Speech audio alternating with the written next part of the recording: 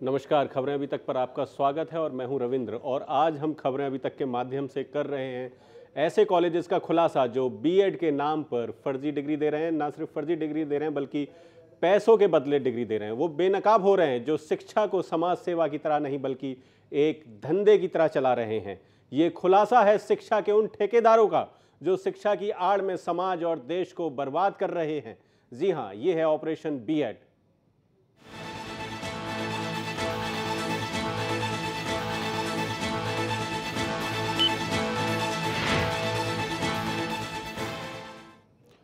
और चलिए एक बार फिर आपको लिए चलते हैं हिमाचल प्रदेश, जहां पर यह मामला ठीक ऐसा ही है जैसा हरियाणा में है। हालांकि यहां अभी बीएड के एग्ज़ाम भी ख़त्म नहीं हुए, लेकिन यहां अगले सेमेस्टर के लिए अभी से सीट बुक करवाई जा सकती हैं। ये कॉलेज आपको इतना भी भरोसा दिलाएंगे कि आप सीट बुक करवा लीजिए और निश्चिंत हो जाइए, आपको दाखिला मिल जाएगा। साथ ही वो सभी सहूलियत भी जिसमें आप बगैर कॉलेज आए ही बीएड कर सकते हैं। ये सब होता कैसे है, आइए देखिए इस रिपोर्ट में।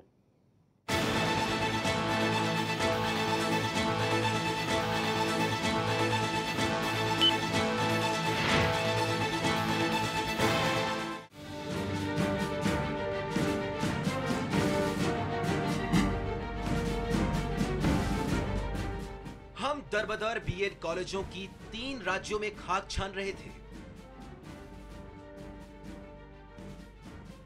इसी फहरिस्त में हमारा अगला कदम हिमाचल प्रदेश था। यहां हम जब पहुंचे तो हमें यह एहसास तो था कि इन सुंदर पहाड़ों की गोद में आकर तबीयत सुधर जाती है, लेकिन जब हम बीएड कॉलेज पहुंचे तो यहां का मामला भी हमें हरियाणा जैसा ही मिला।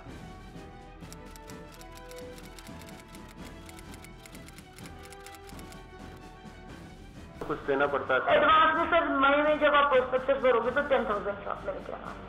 10,000 रजिस्ट्रेशन का वो ना, क्योंकि फिर वो काउंसलिंग प्रोसेस चलता है हमारा 2 महीने, मतलब 2-1.5 महीने चलता है। फिर कई बार होता है कि जो कैंडिडेट है वो प्रोस्पेक्टस भर के चला जाता है और फिर आता है, और हमने तो सीट बुक करनी है। जी जी जी। तो वो सीट बुकिंग की है 10,000।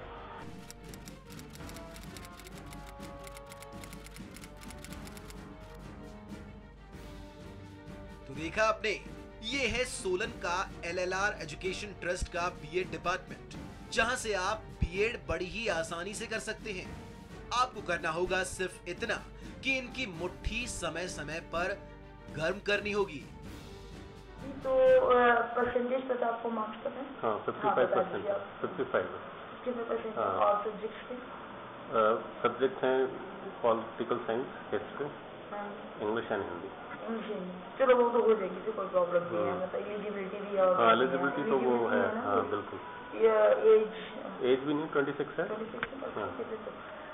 सर एक्चुअली अभी ना प्रोस्पेक्टस निकले नहीं है। नहीं, वो तो अब आने वाले में नेक्स्ट सेशन के लिए ही बात मैं असल में। ये है कि अब प्रोस्पेक्टस जब भी निकलेंगे आपने भर लेना है। ठीक है ना। प्रोस्पेक्टस मोस्ट प्रोबेबली मई में अभी हमारे गए हुए हैं, मतलब अभी आजकल हम वही काम कर रहे हैं प्रोस्पेक्टस का ना। जी। तो ये मई में आ जाएंगे, तो मई में आपने प्रोस्पेक्टस भरना है। बाकी अपनी जो डिटेल है वो मुझे दे दीजिए, ताकि हम लोग भी कॉल करते हैं ना। टीचर बता दीजिए आपने क्या करना है, डायरेक्ट अपने यहाँ पर। अगर एक्चुअली सर अभी क्लियर नहीं है कि यूनिवर्सिटी काउंसलिंग करती है कि हम लोग। नहीं, अब तो यूनिवर्सिटी करेगी, अब तो आ गया सब कुछ। आ गया है अब। हाँ, यूनिवर्सिटी का प्रोस्पेक्टस भर के आपको वहाँ पर आप ऐसा करिए, आप डायरेक्ट कॉलेज में ही भरेगा। ठीक है। क्योंकि फिर आपकी ना वो जो इनकन्वीनियंट रहते हैं ना, वो नहीं रहेगा। वैसे तो यूनिवर्सिटी का प्रोस्पेक्टस तो भरना ही पड़ेगा। ठीक है। यूनिवर्सिटी का प्रोस्पेक्टस भी भर दीजिएगा, और साथ साथ जब आप आते हो ना, एक बार तो आओगे आप, जब यूनिवर्सिटी का प्रोस्पेक्टस भरोगे साथ साथ हमारे कॉलेज का भी भर के जाना। ठीक है। ताकि जब भी वहाँ पर नंबर आएगा तो हम लोग ही आपका वहाँ से कर देंगे, मे भी कैंडिडेट को ना आना पड़े। ठीक है। क्योंकि जब काउंसलिंग टाइम होगा ना, तो अगर हमारे यहाँ का प्रोस्पेक्टस भरा होगा तो कुछ कैंडिडेट जो बाहर के होते हैं उनको हम ये कर देते हैं कि काउंसलिंग, क्योंकि काउंसलिंग में मोर ओवर आपके वही चीज होते हैं, सर्टिफिकेट ही चाहिए। तो अगर कोई और भी आ जाता है, सर्टिफिकेट हमारे तक पहुँचा देता है, तो ये कर सकते हैं कि थोड़ा सा कैंडिडेट को रिजेक्ट कर सकते हैं। ठीक है। तो ये है कि जब भी आप प्रोस्पेक्टस भरिए, मई में आएगा, यूनिवर्सिटी का भरना पहले आपने, फिर उसके बाद हमारा। पिछले साल में मतलब वो 4 महीने मतलब आपको देखो, अगर अगस्त में शुरू करते हैं हम लोग तो अगस्त सितंबर तो आना ही पड़ेगा। अक्टूबर में मैं बोलूँगी थोड़ा बहुत हो जाता है कि चलो अक्टूबर हो गया, फिर नवंबर के एंड में आ जाए और दिसंबर में पहले चले जाएं, क्योंकि ठंड भी होने लग जाती है ना, फिर बच्चे खुद ब खुद कम होने लग जाते हैं दिसंबर के एंड तक ना। तो नवंबर दिसंबर मिड नवंबर में आके मिड दिसंबर तक लगाने क्लासेस। फिर फेब में तो खुलता है 20 फरवरी को खुलता है, तो 8 दिन तो चलो वैसे भी स्टूडेंट्स होते हैं मार्च के शुरू में ही पहुंचते हैं 2-3 मार्च को। तो वो कुल मिला के ये है कि जो इसके लिए कुछ अलग से कुछ पे करना पड़ेगा या फाइन वाइन लगा कर? फाइन होगा बस, और री एडमिशन होगी आफ्टर अक्टूबर। तो अगर आपकी एडमिशन फिर काउंसलिंग जब शुरू होती है तो काउंसलिंग में अगर आपने अटेंड करी, काउंसलिंग आपका यूनिवर्सिटी से हो जाता है, फिर आपको पूरी पेमेंट करनी है, और अगर नहीं इसके बाद आपकी हर किस्म की मदद होगी। रविंद्र कुमार गौतम, खबरें अभी तक।